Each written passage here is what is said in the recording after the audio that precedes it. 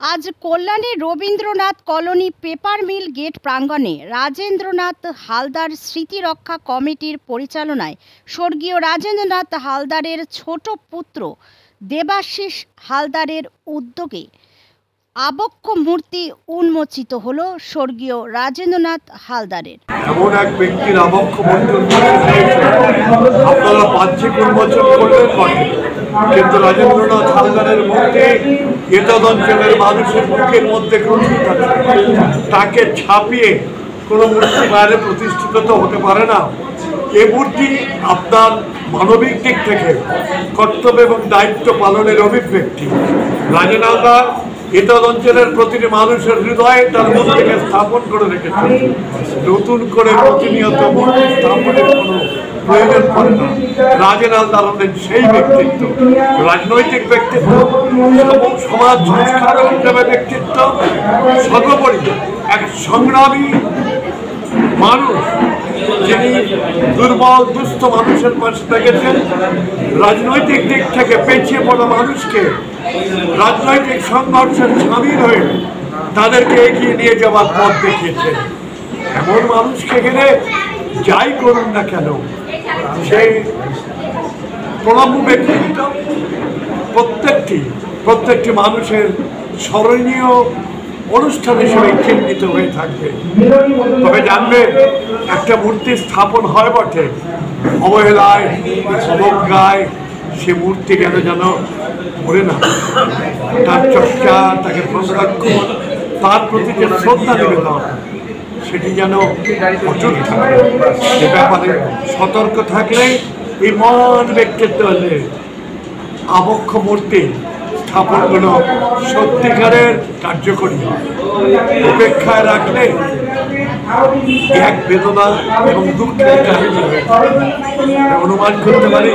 রাজেন বাবুর মতো লোককে তার প্রাপ্য শ্রদ্ধা তার জীবদ্দশায় যেমন দেওয়া হয়েছে, পরবর্তীতেও যেন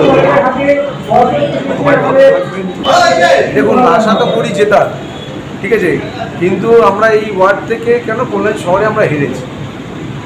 রাজেন হালদার মহাশয় সবসময় এইসব জায়গায় ওনার নেতৃত্বে তৃণমূল কংগ্রেস এখানে জয়লাভ করেছিল। এখানে আমাদের ডানপন্থী দলের যদি কিছু থাকে শক্তি, সেটা রাজেন হালদারের জন্যই হয়েছে।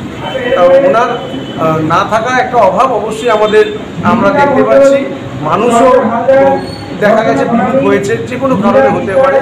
আমরা যদি রাজেন হালদার মহাশয়কে এখানে সকল মানুষকে যে আজকে মূর্তি উন্মোচনের দ্বারা সবাই যখন দেখলাম, অনেক বয়স্ক মানুষরা তারা এই প্রোগ্রামে আজকে উপস্থিত হয়েছে, হয়তো এরকম অনুষ্ঠানের মাধ্যম দিয়ে রাজেন হালদারকে স্মরণ করে আমরা আবার আগামী দিনে এই ওয়ার্ডগুলো বা কল্যাণ শহর জয়যুক্ত করতে পারি। কিন্তু রাজেন হালদারের যে নিয়ম, যে রাজেন হালদারের যে স্মৃতি, সেগুলোকে যদি আমরা পুনরাবৃত্তি করতে পারি তবেই সম্ভব। দেখুন, এটা তো একটা গর্বের বিষয়। আমার পরিবার বলুন, যারা আছে আমাদের আত্মীয়, তাদের কামনা, যারা করেছেন তাদের প্রতি আমাদের শুদ্ধ ভালোবাসা। কেন কি তাদের আমার বাবাকে মনে করে তার যে মূর্তি উদ্বোধন আছে হলো, সেটা সত্যি আমাদের একটা গর্বের বিষয়। না দেখুন, এটা একটা প্রচারের কোনো ব্যাপার নেই। লোক যে মনে রেখেছে এটাই হচ্ছে বড় কথা। প্রচার তো দেখুন তার কর্মকাণ্ডের ওপর ডিপেন্ড করবে। এবার তার নামে এখানে যে পার্টি অফিস বসে, লোকজন যারা বসে, তারাই অ্যাকচুয়ালি উদ্যোগ নিয়ে এরকম করেছে। কেন তার আবক্ষ মূর্তি চাঁদামারি বাজারে 14 সালে স্থাপন করা হয়েছে এবং এখানটাও পৌরসভার মধ্যে পড়ছে। যারা এখানে বসবাস করে বা যারা এখানে রাজনীতিটা করে, এই পার্টি অফিসে বসে, তাদের উদ্যোগেই আজকে তাদের অনেক দিন ধরেই ধরুন চিন্তাভাবনা ছিল যে এখানে একটা মূর্তি স্থাপন করা হোক। তা আমাদের বলেছিলাম যে যেহেতু ব্লকে একটা আছে, তাও বলছে না আমরা বসাবো, আমরা তাকে শ্রদ্ধা জানাবো। আমাদের তো তাহলে আর বলার কিছু নেই, তারা তাই করেছে। আপনিও তো মানুষের পাশে, মানুষের সাথে থাকেন, সুযোগ্য পিতার সুযোগ্য সন্তান হিসাবে আগামী দিন কি কাজ আর করতে চান? না দেখুন, কাজের তো কোনো নিরিখ হয় না, কাজের কোনো শেষ নেই। ইচ্ছা থাকলে অনেক কিছুই করা যায়, ইচ্ছের ওপর অনেক কিছু ডিপেন্ড করে। তাই এটা মানুষ বলবে যে আমরা কি কাজ করছি কি কাজ করছি না।